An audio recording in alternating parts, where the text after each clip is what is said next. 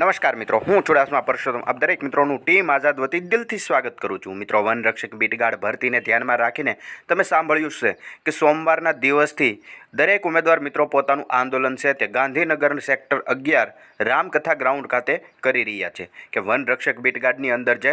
Merit list જાહેર થયું, જે કટ ઓફ જાહેર થયું જિલ્લા વાઇઝ, તેમાં જે ઉમેદવારોના નામ આવ્યા તથા જે ઉમેદવારોના નામ નથી આવ્યા તેવા દરેક ઉમેદવાર મિત્રો, જે મતલબ કે જેમણે CBRT પદ્ધતિથી જે પરીક્ષા આપેલી છે તેવા તમામ ઉમેદવાર મિત્રોના માર્ક્સ છે તે જાહેર કરવામાં આવે તેવી માંગને લઈને ગાંધીનગર સેક્ટર 11 રામકથા ગ્રાઉન્ડ ખાતે આંદોલન ચાલી રહ્યા હતા અને તે આંદોલનને ધ્યાનમાં રાખીને સરકારે ઉમેદવારો સામે ઝૂકીને એક પરિપત્ર જાહેર કર્યો છે। તો પરિપત્રની અંદર કઈ માંગોને પૂરી કરવામાં આવેલી છે તે વિડીયોની અંદર ખાસ જોવાની છે, માટે વિડીયોને ખાસ કરીને અંત સુધી અવશ્ય જુઓ। સૌ પ્રથમ જોઈ શકો છો કે આ ગઈકાલે 6/8/2024ના રોજ જ પરિપત્ર જાહેર કરવામાં આવેલો છે, કોઈ જૂનો પરિપત્ર નથી। અને વિષય છે વનરક્ષક વર્ગ 3ની સીધી ભરતી અનન્વયે જે જાહેરાત ક્રમાંક અહીંયા દર્શાવેલો છે તે બાબતે એક મહત્ત્વની અપડેટ આપેલી છે કે શ્રીમાન ઉપરયુક્ત વિષય અન્વયે જણાવવાનું કે જાહેરાત ક્રમાંક FOREST/2022-23/1 જે વનરક્ષકની લેખિત પરીક્ષા છે તે અંતિમ ક્વોલિફાય થયેલા ઉમેદવારો પૈકી 8 ગણા ઉમેદવારોની મેરિટ યાદી છે તેમને પ્રસિદ્ધ કરવામાં આવી ગયેલી છે, જેમની અંદર લગભગ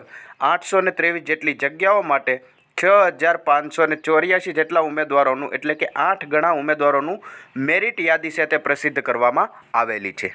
અને આ અંગે જણાવવાનું કે વિભાગ કક્ષાએથી ભૂતકાળમાં હાથ ધરવામાં આવેલી ભરતી પ્રસંગોએ થયેલી અનુભવના આધારે શારીરિક ક્ષમતા દરમિયાન પૂરતી માત્રામાં ઉમેદવારો ઉત્તીર્ણ થઈ શકેલા નથી। જે આ મિત્રો ગત ભરતીની વાત કરીએ તો ગત ભરતીની અંદર પણ 823 ઉમેદવારોને બોલાવવામાં આવતા હતા અને તેના કારણે જે પૂરતી જગ્યાઓ હોય તે પૂરતી ભરાતી ન હતી। દરેક ઉમેદવાર મિત્ર છે તે ગ્રાઉન્ડ કરી શકતા ન હતા, તેમના કારણે જગ્યાઓ ઘણી ખરી ખાલી રહી જતી હતી।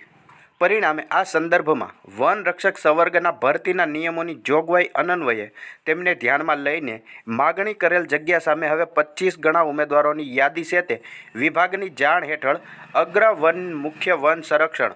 જે હેડ ઓફિસ છે ફોરેસ્ટની, જે હેડ ઓફ ફોરેસ્ટ છે તે પૂરી પાડવા માટે આપને વિનંતી કરે છે, તેવો એક પરિપત્ર જાહેર કરવામાં આવેલો છે। અને યુક્ત 25 ગણા ઉમેદવારોની યાદી આપ્યા બાદ વધુ 25 ગણા ઉમેદવારોની યાદી તૈયાર રાખવા પણ આપને વિનંતી કરે છે। જે આ મિત્રો આવી રીતે એક પરિપત્ર જાહેર થયો અને હવે પરિણામ છે તે જે નોર્મલાઇઝેશન સાથેના ગુણ છે તે 9 તારીખે જાહેર થઈ જશે। 9 ઓગસ્ટના રોજ નોર્મલાઇઝેશન ગુણ છે તે દરેક ઉમેદવાર મિત્રો પોતાના ચેક કરી શકશે તેવી લિંક છે તે ગુજરાત ગૌણ સેવા પસંદગી મંડળ દ્વારા જનરેટ કરવામાં આવશે અને દરેક ઉમેદવાર મિત્રો છે તે પોતાના ગુણ જોઈ શકશે।